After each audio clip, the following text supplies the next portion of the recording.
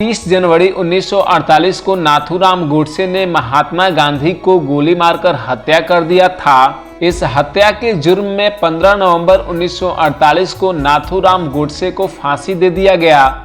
लेकिन हत्या करने और हत्यारे को फांसी देने के बाद भी एक सवाल सभी लोगों के मन में बना रहता है, आखिर क्यों नाथूराम गोडसे ने महात्मा गांधी की हत्या कर दी? क्या गोडसे ने किसी और के कहने पर ऐसा कदम उठाया था? चलिए इसके बारे में विस्तार से जानते हैं। क्या आपको पता है गोडसे के पहले प्रेरणादायक स्रोत महात्मा गांधी ही थे? इसीलिए गोडसे प्यार से उन्हें बापू भी कहते थे। लेकिन कुछ समय बाद ये प्यार धीरे धीरे नफरत में बदलने लगा। नाथूराम गोडसे 19 मई 1910 को महाराष्ट्र के पुणे में एक ब्राह्मण परिवार में जन्म लिए थे, जो एक कट्टर हिंदू समर्थक और सच्चे भारतीय थे। लेकिन महात्मा गांधी के सत्याग्रह आंदोलन की वजह से जब गोडसे पहली बार जेल गए तो वहीं से नाथूराम गोडसे के मन में गांधी के प्रति नफरत उभरने लगा।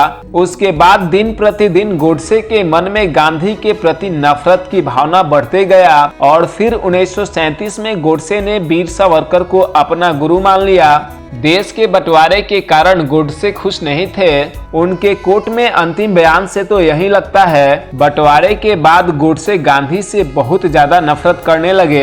ऐसा इस वजह से क्योंकि तमाम संगठनों के साथ गोडसे भी यह मानते थे कि भारत के बंटवारे के समय जो हिंसा हुई उसमें लाखों हिंदू के मारे जाने का जिम्मेवार गांधी ही है। इसीलिए उन सभी लोगों ने गांधी की हत्या की पूरी प्लानिंग की और दिल्ली के बिरला भवन में जब प्रार्थना सभा खत्म हुई तो महात्मा गांधी बाहर निकलने लगे और इसी दौरान उनके पैर छूने के बहाना करते हुए गोडसे गांधी जी के पास जाकर नीचे झुका और अपने पिस्टल निकालकर उनके शरीर पर 3 गोलियां दाग दी। फिर चौथी गोली नारायण दत्ता आप्टे ने दागी, जो गोडसे के साथी थे, जिसके बाद मौके पर ही गांधी जी की मृत्यु हो गई और गोडसे और उनके साथी वहीं खड़े रहे।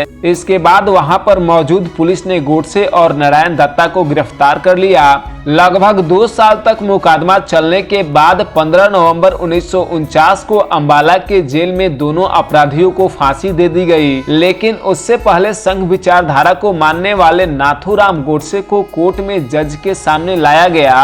तब गोडसे ने कोर्ट में जज के सामने जो बयान दिया उसे सुनकर कोर्ट में बैठे सभी लोगों के आंखें नम हो गई। चलिए आपको भी बताते हैं कि नाथूराम गोडसे ने अपने बयान में क्या कहा था। नाथूराम गोडसे ने अपने अंतिम बयान में कहा था, सम्मान, कर्तव्य और अपने देशवासियों के प्रति प्यार कभी कभी हमें अहिंसा के रास्ते से हटने के लिए बाध्य कर देता है। मैंने देखा कि देश के बंटवारे के बाद मुसलमान अपनी मनमानी कर रहे थे। लाखों निर्दोष भारतीयों की हत्या बेवजह कर दिया गया और कांग्रेस उनके इच्छा के आगे खुद को समर्पण कर रही थी। फिर थोड़ा भावुक स्वर में गोडसे फिर से बयान देने लगे, महात्मा गांधी अपने लिए जूरी और जज दोनों थे। गांधी जी ने मुस्लिमों को खुश करने के लिए हिंदी भाषा के सौंदर्य और सुंदरता को पैरों तले कुचल दिया। गांधी जी के सारे प्रयोग केवल और केवल हिंदुओं के कीमत पर किए जाते थे। जो कांग्रेस अपनी देशभक्ति और समाजवाद का दंभ भरा करती थी, उसी ने गुप्त रूप से बंदूक की नोक पर पाकिस्तान को स्वीकार कर लिया और जिन्ना के सामने नीचता से आत्मसमर्पण कर दिया।